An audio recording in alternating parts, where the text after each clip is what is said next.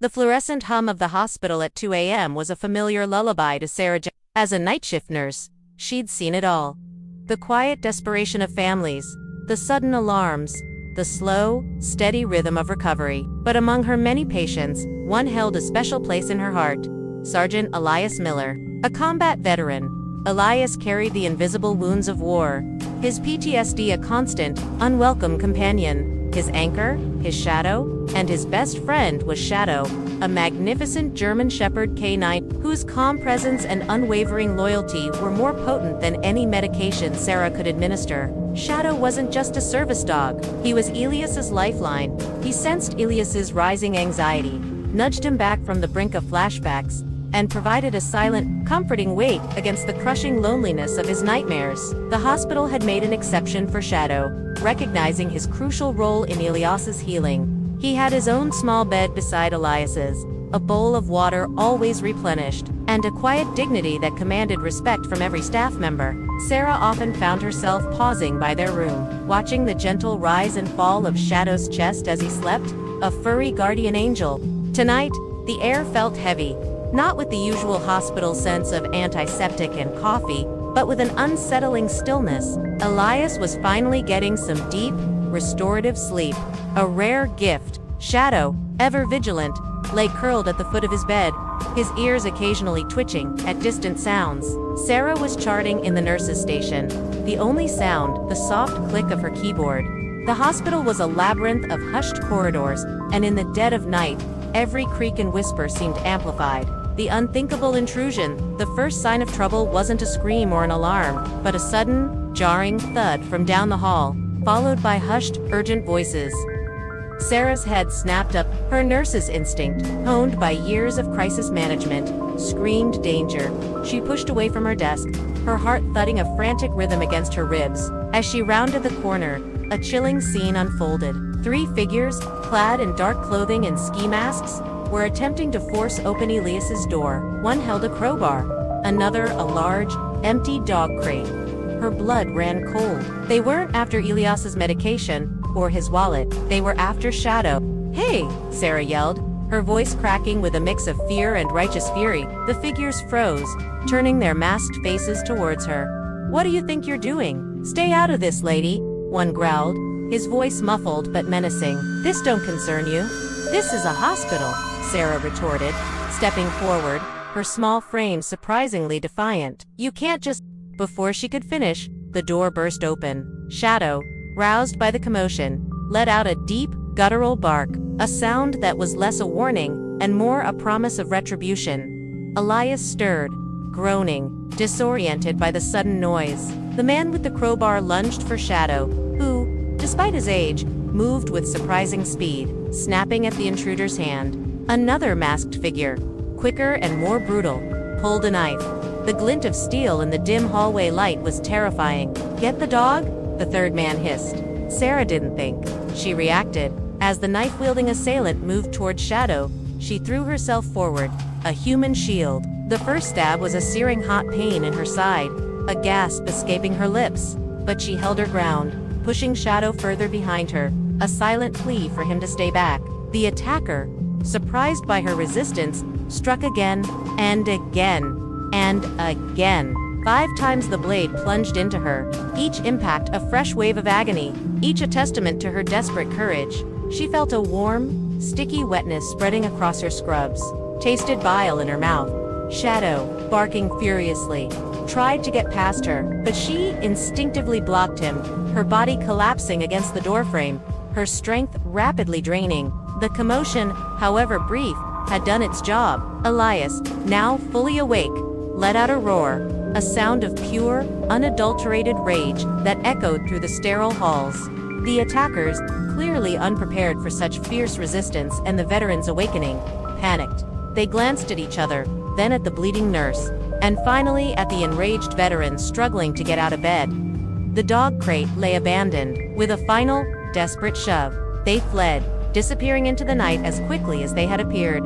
Sarah crumpled to the floor, her vision blurring, the pain a distant, roaring ocean. Shadow was there instantly, nudging her face, whimpering, his soft fur brushing against her blood-soaked hand. Elias was beside her, moments later, his face pale with shock and horror, his hands pressing futilely against her wounds, yelling for help, his voice raw with anguish. The quiet night had exploded into a nightmare, and Sarah, the compassionate nurse, lay bleeding, a testament to her extraordinary bravery. The next few hours were a blur of flashing lights, frantic voices, and the cold, sterile efficiency of the emergency room. Sarah was rushed into surgery, her life hanging by a thread. The doctors worked tirelessly, patching the punctures, stemming the flow, fighting for every beat of her heart. Elias, meanwhile, sat outside the operating room. Shadow curled tightly at his feet, his mind a maelstrom of guilt and fury. He had been helpless, trapped in his bed, while Sarah, a woman who had only shown him kindness, had taken 5 knives for his dog. The police investigation began, a slow, methodical process that felt agonizingly inadequate to Elias. They took statements, dusted for prints, but the masked assailants had left little behind. The motive remained unclear. Was it a random act of violence, a targeted attack on Shadow, perhaps for a dogfighting ring, as Elias suspected? Or something darker, connected to his past, a shadow he thought he'd outrun? The uncertainty gnawed at him. Sarah's recovery was slow, painful, and arduous. She woke up days later, groggy and weak, but alive. Elias was her first visitor, a silent, stoic presence, Shadow's head resting gently on his lap. Tears welled in Sarah's eyes when she saw them, a silent acknowledgement of the bond she had fought so fiercely to protect. "Why, Sarah?" Elias whispered, his voice hoarse with emotion. "Why did you do it?" Sarah managed a weak smile. "He's family, Elias. You're both family." The words resonated deeply within Elias. Family, the word, once so distant, now felt tangible, embodied by the brave woman lying in the hospital bed and the loyal canine at his feet. But the guilt remained, a heavy cloak. He couldn't shake the image of Sarah falling, the blood, the masked faces. The police were doing what they could, but Elias knew, deep in his bones, that it wasn't enough. Not for Sarah. Not for Shadow. Not for the violation of their sanctuary. He spent hours by Sarah's bedside, reading to her, talking to her, telling her stories of his time in the service, of Shadow's training, anything to distract her from the pain. But his mind was always churning, always plotting. He saw the frustration in the detectives' eyes, the limitations of their jurisdiction. He knew, with chilling certainty, that if he wanted justice, he would have to seek it himself. Or rather, he would have to call upon those who understood justice in a way the civilian world rarely did. Elias Miller was a man of few words.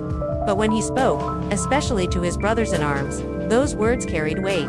He had been a Navy SEAL, part of an elite unit, forged in the crucible of unimaginable pressure and bound by an unbreakable code of loyalty. He hadn't seen many of them since his discharge, the scars of war having driven him into a quiet, reclusive life. But now, with Sarah's life hanging in the balance, he knew he had to break that silence. He started with a phone call, a single, encrypted message to a number he hadn't dialed in years. It was to Marcus Ghostthorn, his former team leader, a man whose presence was as imposing as his reputation. Elias recounted the attack, his voice tight with suppressed fury. The details of Sarah's bravery and the attacker's brutality. He didn't ask for help, not directly. He simply laid out the facts, the injustice. There was a long silence on the other end. Then, Ghost's voice, low and dangerous. "They stabbed a nurse, protecting a canine, in a hospital. 5 times, Elias confirmed, his grip on the phone tightening. "And the police. Doing their job, I guess, but they won't find them fast enough. Not before they try again." Another pause. "Understood, Elias. Consider it handled." That was all. No grand promises, no dramatic declarations. Just 2 words, spoken with the quiet authority of a man who could move mountains. But Elias knew what handled meant to Ghost. It meant the network was activating. It meant a silent, relentless force was being unleashed. Within hours, the ripple effect began. Ghost made his calls. To Viper, the intelligence specialist who could find a needle in a haystack of data. To Bulldog, the logistics expert who could move men and equipment across continents without a trace. To Wraith, the surveillance master who could blend into any shadow. The message spread through the clandestine channels of the SEAL community, a whisper of outrage and a call to arms. A nurse, a civilian, had put her life on the line for one of their own, for a veteran's canine. This wasn't just a crime, it was an affront. The number 200 Navy SEALs. wasn't a literal gathering of men in tactical gear descending on the hospital. It was the collective might of their intelligence, their resources, their unwavering commitment. It was the vast, interconnected web of former and active duty operators, each with a unique skill set, each with an unshakable sense of loyalty to their brothers, and by extension, to anyone who protected them. They didn't need orders. They needed a target. And Elias had just given them one. The silent hunt while Sarah slowly regained her strength. Unaware of the storm brewing on her behalf, the SEALs moved with surgical precision. They didn't wear uniforms or announce their presence. They were ghosts in the urban landscape, their methods a stark contrast to the plodding pace of conventional law enforcement. Viper, from a secure, undisclosed location, began sifting through digital dust. He cross-referenced hospital security footage with local gang activity, analyzed social media chatter for unusual patterns, and delved into the dark web, searching for any mention of stolen service animals or threats against veterans. He found a faint digital footprint, a discarded forum post about acquiring high-value animals for a brutal underground dog fighting circuit that had recently moved into the area. The pieces began to click into place. Wraith, meanwhile, was on the ground. He blended seamlessly into the hospital's surroundings, a nondescript figure observing the comings and goings. He noticed subtle details the police might have missed. A beat-up van with tinted windows parked suspiciously far from the hospital entrance, a group of young men loitering nearby, who seemed too interested in the hospital's schedule. He used his advanced surveillance techniques, setting up discrete cameras, tracking cell phone signals, and piecing together their movements. Bulldog, the logistics man, ensured that everything Ghost and his team needed from secure communications to specialized equipment was in place. He coordinated the movement of a small, highly skilled team that would act as the spearhead, led by Ghost himself. These were the men who would execute the plan, the ones who would bring Elias the justice he sought. The initial leads pointed to a dilapidated warehouse district on the outskirts of the city, a known hub for illicit activities. Viper's intelligence confirmed it. The dogfighting ring, led by a ruthless individual known only as the Butcher, operated out of one of the grimiest warehouses. They had likely targeted Shadow for his size, his training, and his perceived vulnerability as a canine with a veteran owner. Sarah's intervention had saved Shadow, but it had also put her in their crosshairs. The SEALs didn't just want to find the attackers, they wanted to dismantle the entire operation. This wasn't just about revenge, it was about preventing future harm, about protecting the innocent. They worked silently, efficiently, their communication a series of coded messages, and precise movements. They were a force of nature, unseen but utterly relentless. 20-4 hours after Sarah was stabbed. As the city slept, Ghost and his small, hand-picked team moved. They approached the warehouse district like shadows, their footsteps silent, their movements fluid. They had studied the blueprints, analyzed the security, and knew every entry and exit point. The 200 Navy SEALs were present not in body, but in the meticulous planning, the vast intelligence network, and the unwavering resolve that powered this small, lethal unit. Inside the warehouse, the dogfighting ring was in full swing, a barbaric spectacle of cruelty and greed. The air was thick with the stench of fear, sweat, and stale beer. The same three masked figures who had attacked Sarah were there, their faces now visible, their cruel features illuminated by the harsh overhead lights. The man with the knife, a scrawny, sneering individual, was bragging about their hospital job, laughing about the crazy nurse who got in their way. The breach was swift, overwhelming, and utterly silent until the moment of impact. The SEALs moved like a single, coordinated entity. Doors exploded inward, figures appeared from the darkness, and before the thugs inside could even register what was happening, they were on the ground, disarmed, and secured. There were no shouts, no prolonged struggles. Just the sharp crack of zip ties and the muffled grunts of surprise. The Butcher, a hulking brute, tried to resist, reaching for a hidden weapon, but Ghost was on him in an instant, a blur of motion. The fight was over before it began. Within minutes, the entire operation was neutralized. The dogs, terrified but unharmed, were quickly secured, their cages opened by the SEALs who moved with surprising gentleness. The three men who had attacked Sarah were identified. They were low-level enforcers for the Butcher, desperate for a quick score, thinking a veteran's canine would be an easy target. They hadn't counted on Sarah Jenkins. And they certainly hadn't counted on the silent, formidable force that would rise to defend her. the SEALs didn't linger. They contacted local authorities, providing them with an anonymous tip about a major dogfighting operation, complete with the location and the secured perpetrators. They left no trace of their direct involvement, no fingerprints, no stray hairs. They were a force that operated outside the lines, ensuring justice was served when the conventional system moved too slowly or couldn't reach. Back at the hospital, Sarah was slowly but surely recovering. The physical wounds were mending, but the emotional scars would take longer to heal. She still had nightmares of the knife, the masked faces, the feeling of her own blood. Elias was a constant presence, his gratitude a palpable thing. Shadow never left her side, his soft snores a comforting rhythm, his warm body a silent promise of protection. A few days after the raid, a detective visited Elias. He looked bewildered, ecstatic, and a little unnerved. "Sergeant Miller," he said, shaking his head. "You're not going to believe this.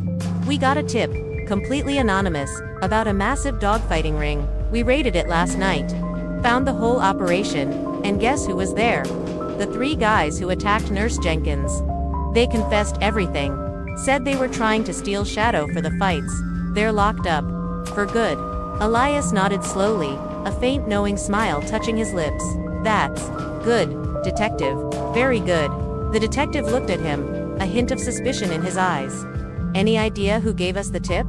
This was incredibly precise, almost like they knew exactly what they were doing. "No idea, detective," Elias said, his gaze drifting to Shadow, then to Sarah, who was now awake and listening, a look of stunned disbelief on her face.